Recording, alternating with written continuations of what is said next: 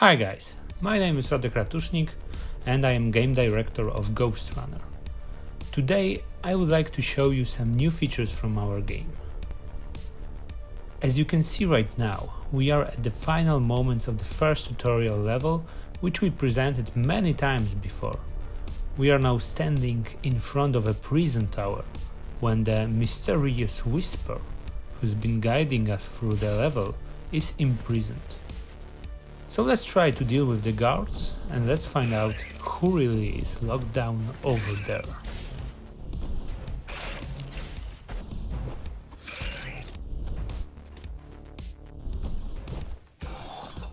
Prisoner threat level extremely high.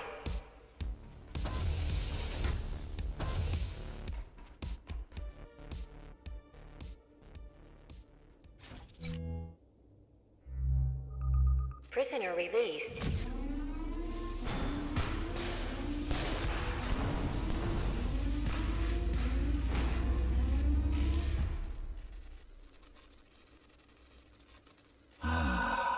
Free at last. Pleasure to meet you. Face to face, that is. Now, let's take a look inside. This may feel a little strange. Welcome to Cyber Void. Time to fix you up. You can talk here, by the way. Who are you? You can call me Architect. Who am I? You're a Ghostrunner. Number 74, to be precise. That will have to do for now. Your physical body is vulnerable. Time runs slower here, but we should still hurry. Just keep moving. I will take care of your recalibration. It turns out the Ghostrunner isn't a silent protagonist after all. We've decided to follow the silent warrior archetype. He's mindful of his surroundings, focused and cautious, only speaking when he really needs to. The Ghostrunner transitions to Cyber Void, which is a virtual reality network that spans the whole of Dharma Tower. I remember a fight. Others like me. A fall. You've been cast down from Dharma City to the base district. It's a miracle to survive a fall like that, even for someone like you. A Ghostrunner. Yes, you were bodyguards, peacekeepers, arbitrators, and anything else we needed you to be. You tried to stop the coup. There is his chance to take a breath and ask some questions.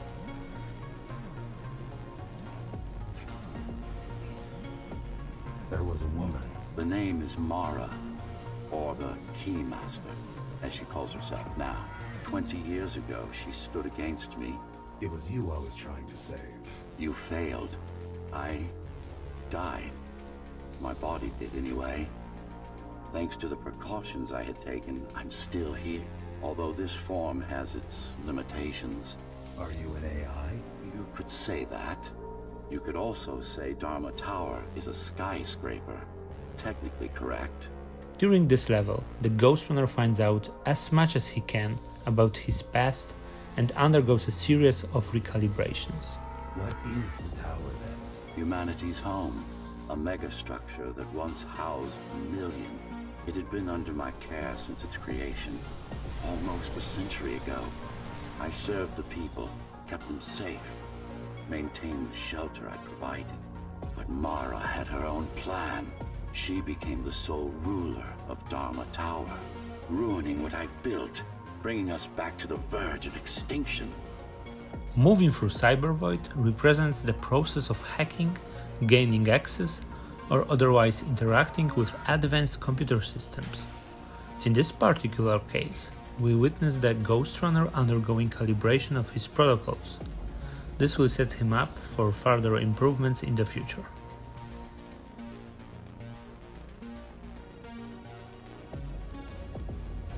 Why can't this place be normal? Oh, it's perfectly normal. It's you that has become incompatible. The incompetent repairs you were subjected to made you divergent. You no longer function like a Ghostrunner is supposed to. but we'll change that. Who repaired me? That would be the Climbers, a group of rebels that tried to oppose Mara. Where are they? Dead, I'm afraid. They'd been killed before I managed to contact you. But there's no time to worry about them now. We're almost done here.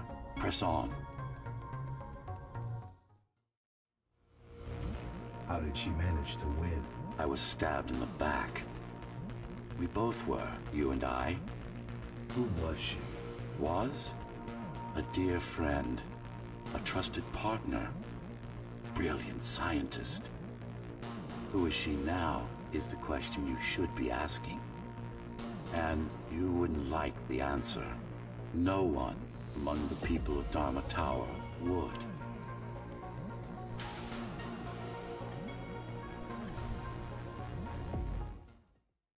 What do you want me to do? Kill Mara, of course. To be able to do that, you'll have to relearn a few things and tweak your performance. But first, jump. We need to get back, and it's much quicker this way.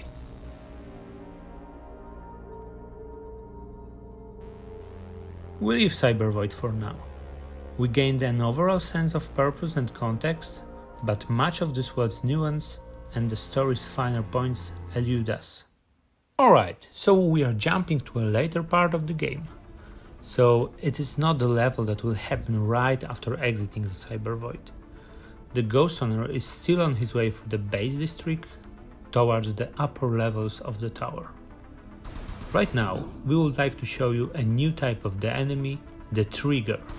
These enemies are equipped with auto rifles and are way more dangerous than the enemies we encountered before.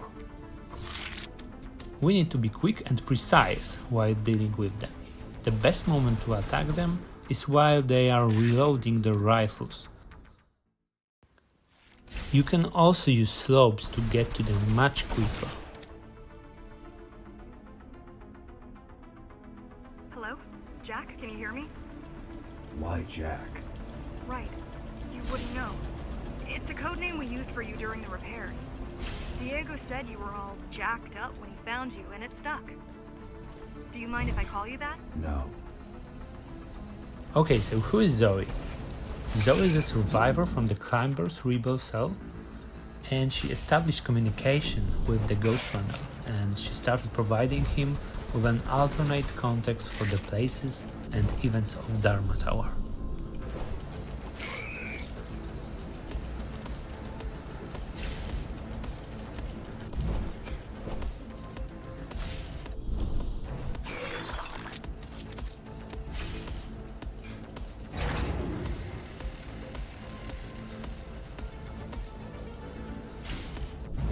All set. I've put together some gear. Once I plug in my Atma, I'll be able to monitor the key's communications and keep you updated. Atma? Atma chip, the standard neural implant. You must have heard of them. As you can see, Basically the simplified base versions of district your own is a voice. heavily industrialized part of the tower. You can notice it while traversing all the arenas full of hazardous I'm gonna connect surfaces to your visual and feed so I moving can guide you machinery. better. Can you grant me access? Done.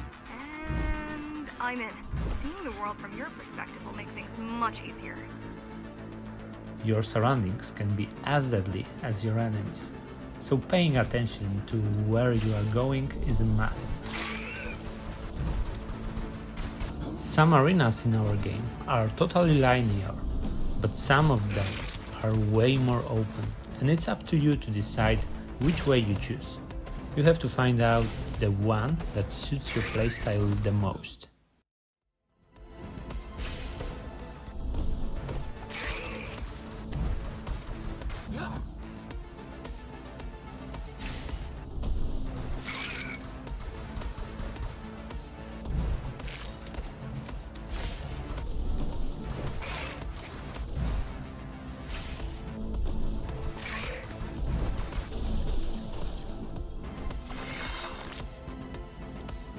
Alright, so we are done with this section right now. Now we are jumping even farther on our timeline. The enemies are getting more and more fierce and technologically advanced. as the Keymaster's elite troops gather to protect the elevators, and we can see that they start to look less like bandits and more like soldiers or a militia. The next enemy that I would like to introduce to you is called the Enforcer. As you can see, they are equipped with a shield, so you can't approach them frontally. You need to use your movement abilities, such as a sensory boost, to get behind them.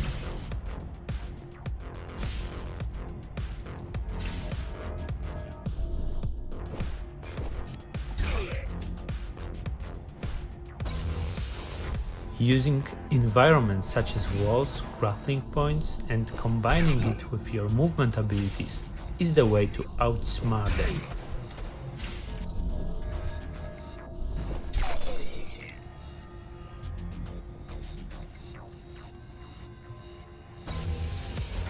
So here is another example of protection for the enemies in our game.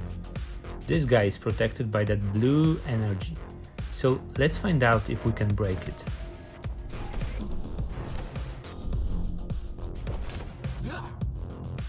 This type of protection is called the beacon shield. So to kill the protected enemy, first we have to destroy a beacon.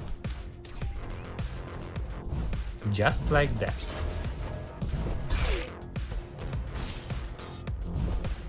Number of beacons and number of the protected enemies may vary. It's up to the player to spot them and to prepare the right plan for execution. Okay, so we are back to Cyber Void in order to learn a new skill. The Ghostrunner was able to download data on one of the techniques used by his kind, called the Tempest. Focus energy in your right hand, and then let it all out. What? Don't try to think. Do it. It's now time to test it out in the safety of the Cyber Void before using it in actual combat. So basically it works like a very strong wave of the energy accumulated in your hand, which can push away and kill the enemies. It's just a visualization anyway. How does it work in the real world? Rapid micro-vibrations of your inner hydraulics. Sudden change in local pressure will result in a concentrated blast.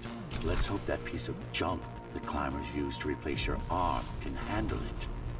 The Japanese theme corresponds to the fact that the whole tower and the Cyber Void, along with the Ghostrunners, were created by a single man, the architect. The primary application was crowd control, non-lethal force. Of course, there's no need to restrain ourselves now. He was fascinated by Japanese culture, modeling his elite bodyguards after historical warriors, as well as including visual references to Japanese aesthetics throughout many of his designs.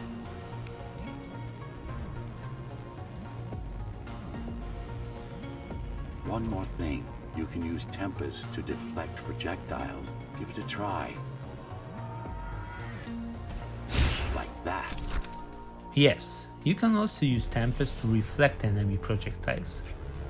But you have to time it right because the effective range is limited. Just a bit more practice and we're done. Actually, it is possible to deflect the bullets with your sword, and it's one of the upgrades which you can get while your character is progressing. But our character progression system is a topic for another video. Okay, we are back on the same level where we introduced to you the Enforcer enemy, and it is time to meet the next one, called Slugger. They are the melee type of enemy who can be very deadly if we are not fast enough. So Slugger can jump on you using that area of effect attack, or if you come too close to him, he can just attack you with his huge fist. So the way to deal with them is to dodge the attack by dashing back or sideways. You can also use your sensory boost to dodge them in air. There's no access to the terminal room from this side of the station, but I guess that's not a problem. As you can see in the bottom left corner, our special ability is almost ready to use. You can refill the energy bar by killing the enemies, but a small amount of energy is also refilling over time. Okay, so now we have a more complex arena in front of us. We've got 2 enforcers, beacon shield and 1 enemy with a pistol. So let's fill our Tempest ability and try to use it. So we can forget about the beacon because Tempest is so powerful that it can destroy all types of protection. It's also a kind of tactical approach to our fast-paced gameplay, where you have to figure out when and on which type of enemy using your special ability will be the most effective. Okay, so let's jump even farther on our timeline. Here we are in around the half of the game. We want to show you a totally new setting and a few new mechanics. The Ghostrunner reaches Dharma City, a metropolis situated above the base level that he's been traversing until now. So this is the city. Wow. You've never been here? No, I told you. The Keymaster only allows those loyal to her, and only a chosen few. Mara strictly controls the flow of resources between the city and the base. Food, water, people.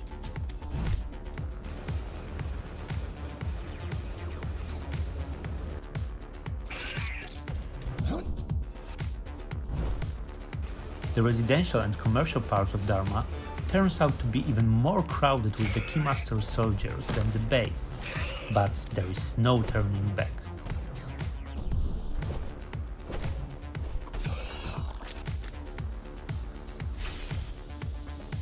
Here is the next type of enemy, drone.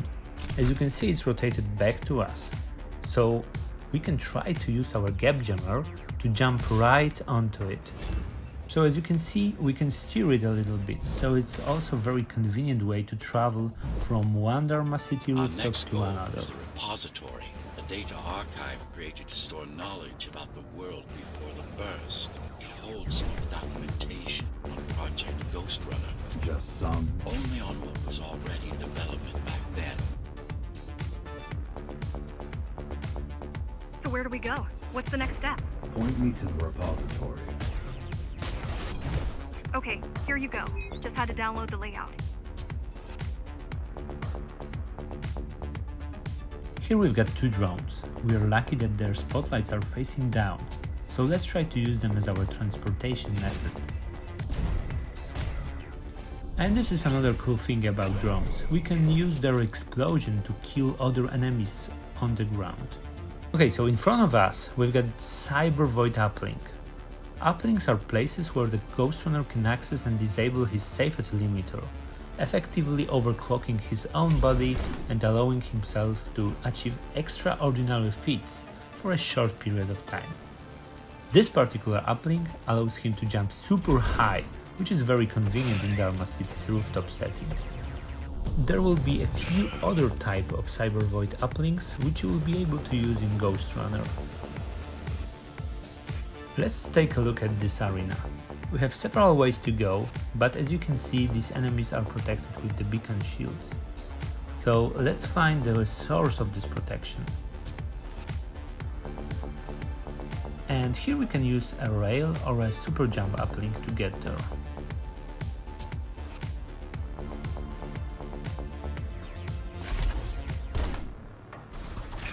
Okay, so we have to remember that there is also the trigger enemy without a rifle, so let's try again.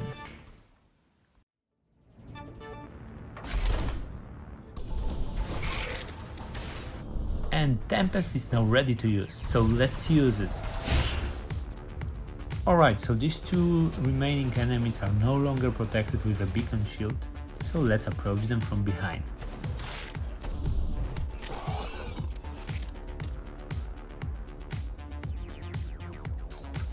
And that's it for this presentation. Thank you for watching, and Ghostrunner will come to PC and consoles later this year, so please stay tuned.